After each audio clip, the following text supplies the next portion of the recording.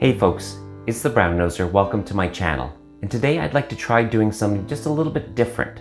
If you're a follower of my blog, and I hope you are, you'll know that the last day of every year, I'll share what I think are my best photos that I've taken throughout the year. Most of those photos are shared on my blog or on Instagram or on my social media platforms. But today, I want to share them right here on this blog.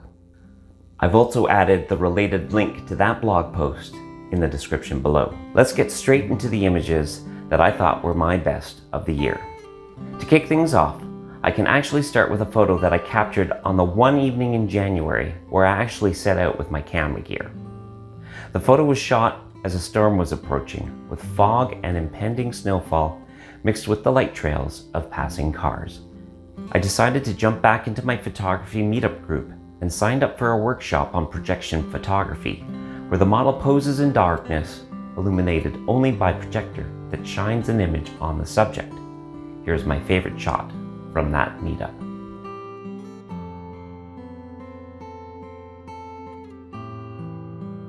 I also made use of my 360-degree cameras, trying to capture stills.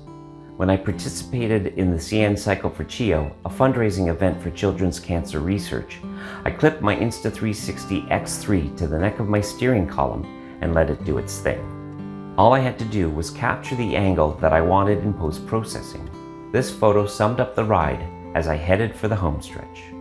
Of course, May also marks the Tulip Festival in Ottawa, and I never miss an opportunity to go downtown or to Dow's Lake to capture the lovely flowers. Here's what I think is my best shot of that festival.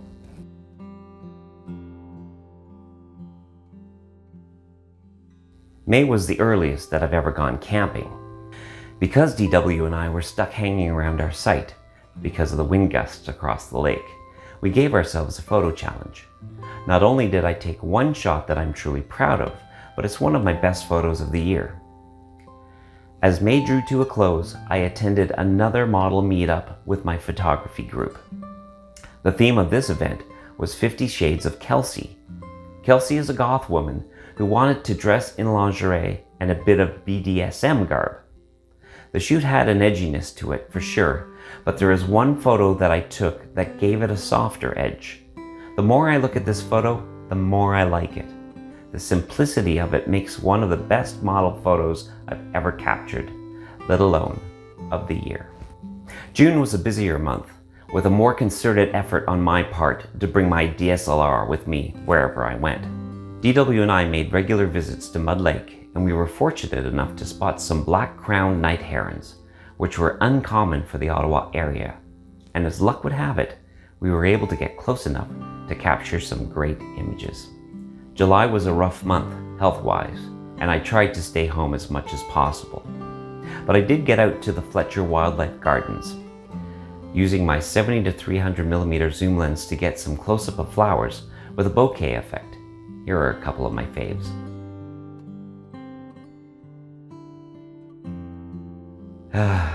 August saw the Casino de Lac Leamy fireworks show, which actually takes place on the Ottawa River between Parliament Hill and the Museum of Civilization, rather than on Lac Leamy. I'm glad for that, as it gives me the opportunity to capture the event from more angles. As some of you may know, I don't like to take fireworks from the same place twice. This year, I captured the action of Richmond Landing, a point along the river just to the west of Parliament Hill. August also saw another photo meetup, this time in a sunflower field just to the west of Ottawa, near Ashton Station. We were hoping for spectacular sunset shots, but the weather didn't cooperate, so I used some AI to enhance some of my photos that originally had a blank sky.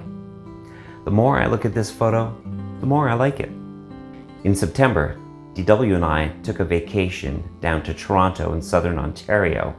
I took a lot of photos on that trip, but I think my favorite of the whole trip was the one that I took when I was standing on Dundas Street near the AGO in Toronto and captured a reflection off the glass of the art gallery of the houses on the other side of the street. We returned to Toronto a couple of times in October and November, and each time I tried to up my photography. My best shots were actually captured with my smartphone. I started getting out of the house more often in October, and though the weather wasn't great on most of the days that I took my camera out for some exploration, I did manage to capture some interesting images.